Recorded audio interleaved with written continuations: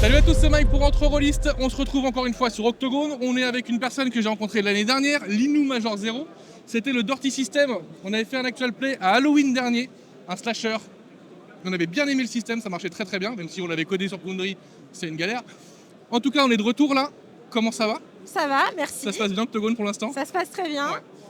Donc le système Dirty System, pour rappel, un système qui permet de simuler des jeux d'horreur, simpliste, narratif, Absolument. mais en même temps qui permet aussi de gérer une partie de la santé mentale, etc. Et de la blessure. Ouais. Un peu punitif sur les blessures, on reste dans l'horreur, mais aussi très souple, qui s'invite pas trop dans la narration, qui essaye de pas trop couper la narration. C'est vraiment notre but, c'est ce qu'on voulait faire.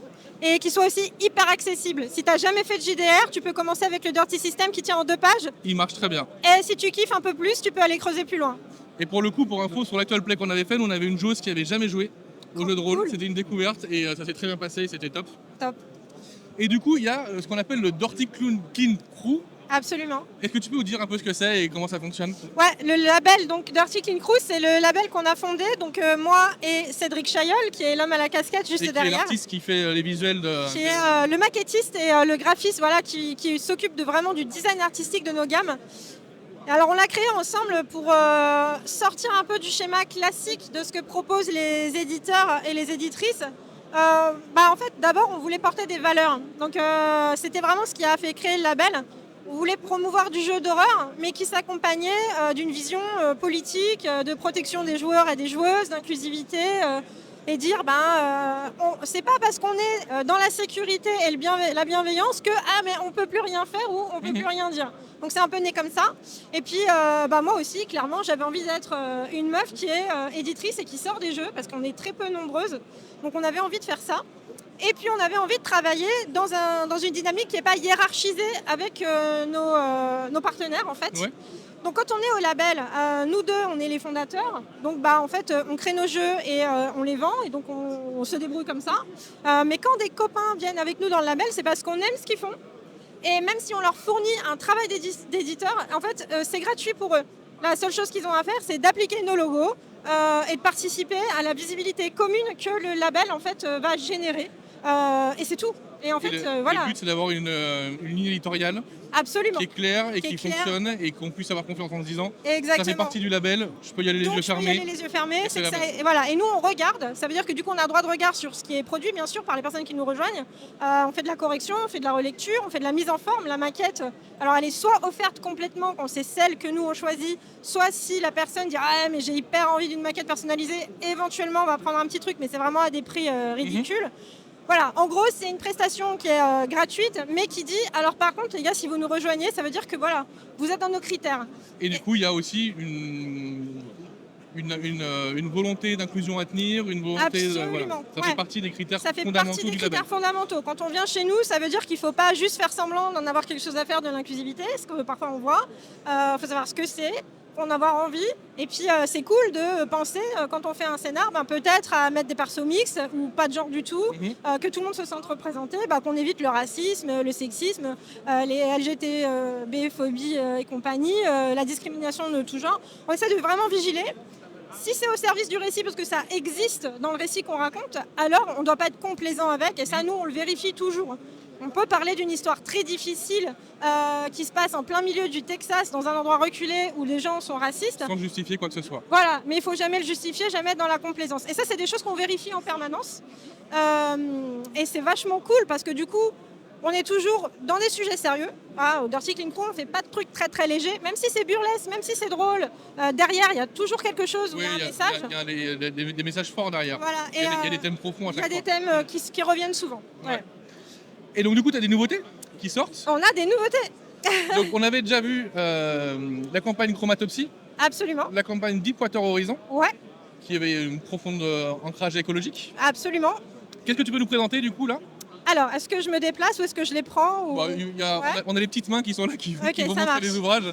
Donc dis-nous, qu'est-ce que tu nous présentes? Alors, ce qu'on sort, je vais commencer par le plus petit. Le plus petit qui est sorti cette année, c'est le triage. Le triage. Le triage. Ouais. Donc, le triage. Donc, je vous recommande le triage parce que justement, c'est de l'horreur burlesque, corporatiste. L'histoire, c'est qu'en fait, l'enfer, c'est d'être dans ton entreprise et de travailler.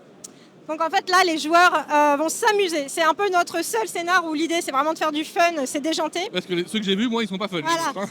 Alors c'est quand même de l'horreur, sauf que là c'est burlesque. L'idée c'est que ça s'insère dans n'importe quelle campagne contemporaine où il y a un peu de science-fiction ou de fantastique.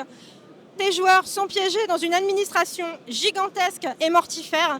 Et c'est vraiment un jeu de maison qui rend fou.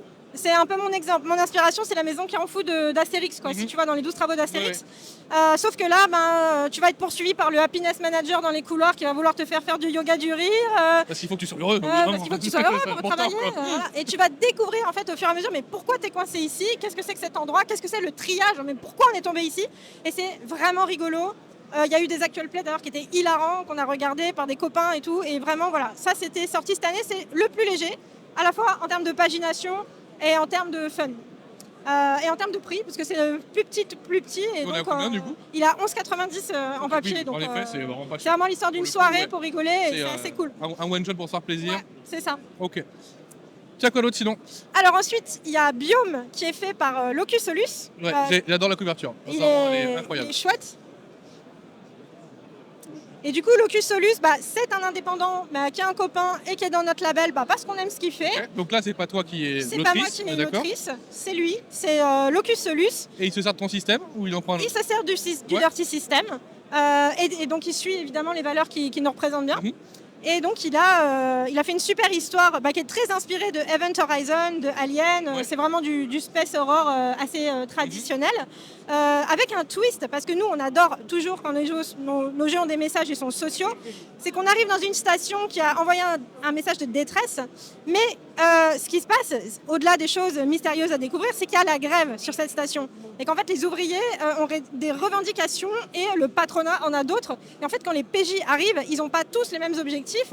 Et en fait, ils vont devoir aussi prendre parti sur ce qui se passe d'un point de vue social dans la station. Il faut qu'ils s'engagent obligatoirement. Et donc, c'est vraiment cool. C'est un bac à sable. Pour vous dire à quel point c'est un bac à sable que je vais défendre parce qu'il est génial, c'est que je l'ai corrigé. Je l'ai relu, j'ai passé une année à travailler dessus et je le joue en ce moment et je ne sais pas ce qui va se passer.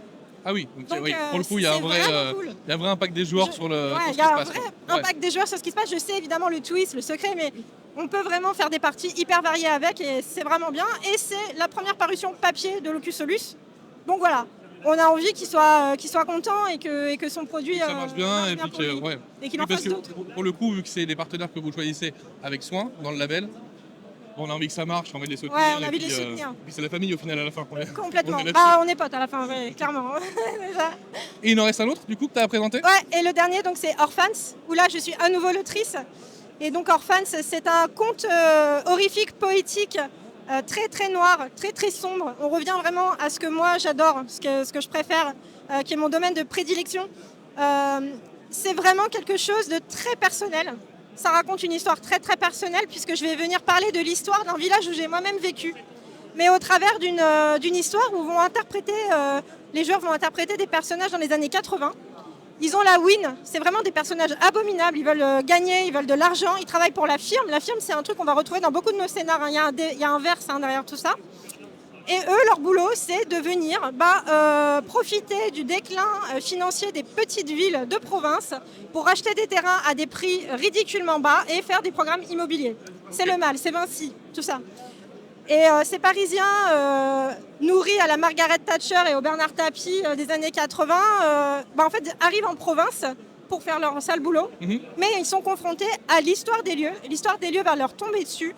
Et en fait, là, on entre vraiment dans l'autre partie du scénar. Il y a vraiment 2 salles, 2 ambiances, j'ai envie de dire. Où en fait, ils vont découvrir au travers de cet endroit de province qui méprise qui ils sont. Ils vont se confronter à eux-mêmes. Et ça va aller chercher des trucs très perso, dramatiques. Et ils vont plonger dans l'horreur. Parce que c'est vraiment une histoire très, très dure qui va les rattraper. Alors, avec toutes les sécurités nécessaires dans notre label. Mais c'est vraiment une histoire très, très dure. Avec une trajectoire funeste, avec vraiment des choses assez difficiles. J'aime bien parler de mes inspirations. Et pour ce scénar, clairement, Bloodborne, par exemple, est une inspiration. Ouais. David Lynch est une inspiration. Et on va vraiment être dans les brumes de la réalité. On va vraiment être dans de l'horreur personnelle. Et voilà, on renoue avec ce que j'aime beaucoup. Ok. Merci à toi en tout cas. Bah, merci, c'est Ça fait super un gentil. super programme. Merci. Moi j'espère que le label il va continuer à progresser. Ah ouais, bah, j'espère aussi. J'ai cru voir que tu étais nominé pour gagner les systèmes de l'année là. Ouais, normalement, on saura à 20h si le Dirty System est élu prix Octogone 2024. Bon. Je ne sais pas. Moi je croise les doigts pour toi en tout cas. On verra, mais ça serait cool. Merci à toi en tout cas. Merci beaucoup. Bonne fin de salon. Merci.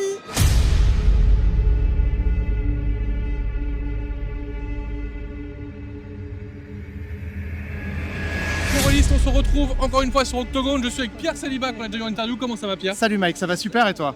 Bah écoute bien. Oui, on commence à être crevé là quand même. Ouais, je comprends. On va reparler de la collection Max Brown. Il y a un magnifique visuel ici. Donc on avait déjà parlé d'une interview la dernière fois. Le financement est terminé, le jeu est financé. Fini le bébé, comment ça? Alors ça va bien, ça va Souffle un beaucoup peu mieux quand même, parce ou que pas c'était un gros stress toute cette année 2024. Mike, je te cache pas que le jeu était écrit déjà, mais la promotion, les actual play, l'organisation du financement, c'était intense. Là, le financement est fini, en plus, il est bien réussi. On a 152 souscripteurs, 140%. Un petit projet comme le nôtre, c'est honnête. Il y a des grosses machines de guerre qui font bien plus. Évidemment, Mais moi, je trouve que c'est très honnête pour la petite maison d'édition, enfin le petit créateur que je suis, c'est très bien. Alors, on a évidemment réouvert le financement pour Octogone. Donc là, jusqu'à vendredi prochain, jusqu'au 24, je crois, au 25, Ok, ouais. vous avez la possibilité, chers viewers, de précommander le jeu de la collection Max Brown. Donc c'est pas, c'est 44 € pour la version physique, 18 € pour la version PDF. Ok. Et le jeu aura lieu. Hein. Il aura forme physique parce que le financement il est là. Et donc, moi je n'avais rien vu en physique. Exactement. Et donc je vois enfin cet origami. Alors c'est un petit prototype effectivement. Donc le maquettiste n'est pas encore complètement passé par là. On a effectivement le cœur du jeu comme on avait discuté, ce qui t'avait beaucoup attiré. Ce système de cartes, de le deck système building de là. cartes. Donc on a ici les motifs. Donc c'est Ah, les donc- cartes petit format. Avec le ARC écrit au-dessus, donc pour Atout, routine et à conséquences. tout, Voilà. routine et conséquences. Voilà. Le motif et l'effet du motif, donc en termes de réussite. Et donc, ce petit origami dans lequel vient se glisser la fiche de personnage, avec les différentes caractéristiques, moi j'appelle ça caractéristiques parce Ouais, que c'est les énergies, les caractéristiques. j'appelle ça toujours des caractéristiques dans tous les jeux. Donc les 4 énergies qui représentent les nombres de dés qu'on a à lancer et qu'on va épuiser. On en a déjà parlé en long, en large et en travers. Moi ce jeu il m'intéresse énormément, j'ai hâte de l'avoir dans mes mains, sincèrement. Ouais. Si jamais notre magnifique caméraman Zachem il arrive à nous faire le point, mais alors ça serait un miracle. Hein. Est-ce qu'il va réussir ou pas? Ouais, bon, Moi je pense qu'il a assez de talent pour le ce faire. lien, il l'amène donc vers la page de financement. Là, je l'ai mis dans la sauce, il transpire un peu. Mais... bravo. Bravo, quel talent! Donc il amène vers la page de financement sur Game on Tabletop. Donc on est en mode Let Pledge. Donc ça veut dire que continuer à prendre le jeu. Et, voilà, exactement super. pendant une semaine. Tu voulais nous présenter autre chose ou pas? Alors voilà, on est sur le stand de Descends Face. Ici, Ouais. il y a plein de trucs. Collection Max Brown, c'est le projet actuel. Mais on a évidemment Tigre Volant, qui est un peu notre produit historique, qui est de la science-fiction un peu barrée. Donc, Yes. dont il y a une partie actuellement en cours. Donc Tigre Volant, qui est un peu la marque de fabrique de Descends Face. C'est un peu par ça que ça a commencé. Sachez qu'il y a une version 2 qui est en cours de préparation, qui va s'appeler Erdorine. Qui donc garde ce côté un peu science-fiction très inclusive avec des hommes, des humanoïdes chiens et des vaisseaux spatiaux et des fusils laser. Ok. Donc là, c'est On le a- flagship un peu de Descends Face du coup. Ouais, C'est le. ouais, exactement, c'est vraiment le produit, Le jeu de produit rôle initial. plié. On a donc Free Twill qui est en rupture, d'ailleurs qu'on n'en a plus ici, Il y en a plus, qui est il y en a- un ça, jeu c'est- de rôle ok. tiré de la BD Free Squill, le manga. Donc c'est une espèce d'académie des super-héros qui se décline en jeu de rôle, avec un système de jeu tout à fait particulier. C'est un peu ça qui caractérise 2D sans face aussi, c'est la recherche de game design qui sont particuliers. On a évidemment, alors le très demandé, bien sûr. On a le très demandé Nightcrawler qui est là. Donc j'anticipe déjà les questions. Y a-t-il un Nightcrawler 2 en prévision? Oui. Est-ce qu'il sera sorti bientôt? Non. C'est la question que tout le monde pose. Il est en cours, mais pas pour tout de suite quoi. Voilà, il est en cours. Alors le problème, c'est que on a des auteurs. Il nous faut les gestionnaires de projet. Il nous faut un peu de ressources humaines pour travailler sur le projet. Mais c'est pas abandonné. C'est pas pour tout de suite, mais c'est pas abandonné. Ok, donc ça c'est le catalogue 2D sans face. Voilà. Et on a bien entendu un des derniers petits sortis de la gamme, qui est Itrasby, le jeu de surréalisme dans la ville du même nom. Donc voilà. Ok, c'est quoi le pitch du coup là? Le pitch, donc c'est une ville un peu. Alors, je dirais, moi je le décrirais comme si on était dans un tableau de Dali en fait. Tu sais, où on est dans une ville assez improbable où tout peut arriver. On a un système de jeu à base de cartes qui vont créer des invites et qui peuvent modifier en profondeur le système de jeu en fait. C'est-à-dire que d'un coup, chacun peut échanger son rôle avec son voisin, dont le MJ. Donc tu vois, les cartes peuvent créer des situations complètement surréalistes et absurdes. Et donc c'est un jeu qui va vachement être basé sur l'impro. C'est un jeu qui est accessible, faut pas non plus avoir peur, même si vous êtes MJ ou joueur débutant, ça se fait bien. Là, on a les cartes ici qui sont représentées. On a aussi des jeux qui sont en préparation, on a beaucoup de jeux qui sont en préparation. Donc là, vraiment, la collection Max Brand, c'était un peu le retour en scène de 2D sans face. C'est ce que tu expliquais dans l'interview, c'est que l'éditeur, du coup, il reprend de la force, il reprend une volonté d'éditer. On est plusieurs nouveaux membres à arriver avec des projets. Donc on a Laurent Jospin qui a déjà édité le jeu Orinedia, un jeu où on joue des fées, un jeu très onirique, avec des illustrations très personnelles. Alors, Laurent, il est génial parce qu'il écrit, il illustre, il maquette et il édite, il fait tout. Donc ça, c'est un jeu qui existe déjà et il va venir dans 2D sans face pour faire la continuité de la gamme des scénarios. Ok. Donc il va prévoir 6 scénarios qui représentent les 6 façons de jouer différentes de ce jeu. Donc on va avoir d'autres projets encore, je ne peux pas trop en parler, mais on a des traductions notamment d'un jeu japonais très kawaii. Mais ça viendra début 2025. Ok, et il y a du programme, c'est chargé. Ouais, c'est chargé. Ça va être pour un éditeur qui reprend, il y a du boulot. Ah ouais. Bon, merci à toi en tout cas. Merci. Je te souhaite un bon salon parce que tu cours partout depuis tout à l'heure, donc je vais pas te cataloguer pendant 10 ans avec nous. Mais c'est un plaisir. Avec plaisir. Que ça arrive sincèrement. Et avec plaisir de jouer ensemble à la collection Max Brand. Oui, évidemment.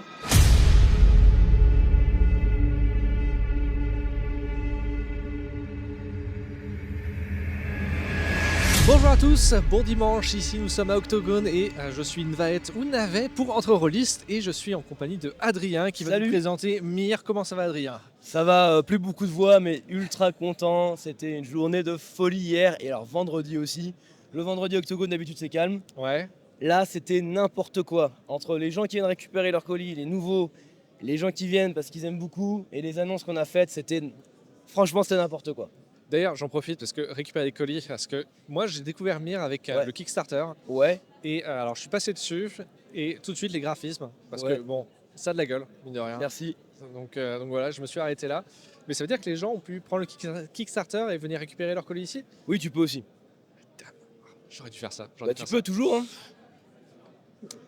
On se voit après l'interview. Allez, vas-y, pas de problème. Mais d'abord, Mir, qu'est-ce que c'est? Est-ce que tu peux dire en quelques mots ce que c'est? Ok, Mir c'est un jeu de rôle de dark fantasy pour public mature. Donc quand on dit mature, c'est moins de 18. Il y a des scènes de sexe explicite, il y a des scènes de violence, ça parle de traumatisme, voilà. Si vous avez déjà joué à Culte, c'est dans le même état d'esprit. C'est un univers, c'est pas grave, ça tombe, c'est du papier, ça reviendra, c'est des fiches de personnages. C'est un univers. C'est un univers dans lequel il y a une catastrophe. Cette catastrophe, elle a contaminé les gens. Et vous matérialisez, quand vous êtes contaminé, malgré vous, vos traumatismes. Ça peut être sous forme de lieux, de créatures, ou même de monstres. Ces créatures s'appellent des échos, et ils vont s'étendre et remplacer la réalité par le trauma. Donc, vous incarnez des agents d'une organisation qui vont traquer ces échos pour protéger la réalité. Et pour les refermer, vous devez trouver la personne à l'origine du trauma, soit la détruire, ce qui est un peu plus facile, ou plus difficile, l'aider à dépasser son trauma, mais ça nécessitera toujours un sacrifice. C'est un jeu de dilemme. Ça se joue au D12, de 7 à 12 c'est un succès, on est assez White Wolf sur notre principe donc c'est un jeu un peu narratif mais il y a des trucs de système, il y a différents armements, pour l'instant c'est la version de découverte, on bosse beaucoup sur le système pour la version de base, du livre de base parce que les Américains ils sont très systémeux donc on veut qu'il y ait quand même un système avec des compétences passives, il y a 35 classes possibles à jouer parce qu'en fait tu as 7 peuples et il n'y a que 5 classes. Sauf que chaque peuple a sa propre interprétation de la classe. Si tu joues un gardien, donc on va dire un guerrier, ce qui n'est pas le cas, mais on va dire ça comme ça pour simplifier. Voilà, de la Nicéa, ça n'a rien à voir avec le guerrier. Des Venatori qui sont un peuple avec un masque, qui seront peut-être un peu plus frêles, mais beaucoup plus dans, on va dire, l'attaque critique ou ce genre de truc. Voilà. Donc vraiment, on joue sur des déclinaisons. Et puis tout le monde a ses savoirs différents, donc des savoirs c'est des pouvoirs, où tu matérialises des choses, où tu déformes la réalité. C'est très fort, mais tu as à chaque fois un interdit. Tu respectes pas l'interdit, ça fonctionne quand même, mais ça augmente ta propre corruption. Et là aussi, chaque peuple a sa propre corruption, ce qui fait qu'il y a vraiment un style de jeu différent à la table. pour que tout le monde se complète et que tu avoir du roleplay. En gros, en 2 mots, c'est un jeu de dilemme. Les scénarios, le système de jeu, l'univers est fait pour créer des dilemmes, pour qu'en tant que maître de jeu, quand vous proposez une histoire, ça crée du dilemme. Ok. Voilà. Et du coup, qu'est-ce qu'on a là actuellement sur la table? Alors, C'est quoi toute cette gamme? on a le coffret découverte, on s'est fait voler. Et d'ailleurs, je l'annonce officiellement, vous êtes les premiers à l'entendre. Il nous reste, je crois, moins de 50 coffrets découvertes en commerce. Donc, on ne sait pas si on va en réimprimer. Si vous ne l'avez pas, c'est le dernier moment pour l'avoir. Là, on en a encore une vingtaine qui arrivent sur Octogone. Donc, je ne sais même pas s'il y en a encore 50 dans le commerce. Je vais être honnête, on en est un peu là. On a le recueil de découvertes qui est enfin arrivé. Donc, c'est le gros bébé de 300 pages avec 4 scénarios, plus de 90 heures de jeu. Et on a la version collector. Alors, on l'avait prédit, velours, or, les 4 nouveaux pré-tirés, comme on avait dit, la sérigraphie, et sinon à l'intérieur, parce qu'on l'avait aussi dit, juste après vos jolis noms, l'album À l'ombre de la gloire, qui a été composé par Guillaume Gallo. Hop, et 1h20 de musique avec le QR code, boum. Donc toutes les musiques en digital. J'en profite aussi pour dire qu'avec le Kickstarter américain, il y a 20 minutes de musique supplémentaires qui ont été débloquées, et on l'offre aussi à tous les backers français. Néanmoins, les musiques supplémentaires seront un poil plus énervées et on partira de l'ambiance Diablo 2 pour partir sur quelque chose plus black metal.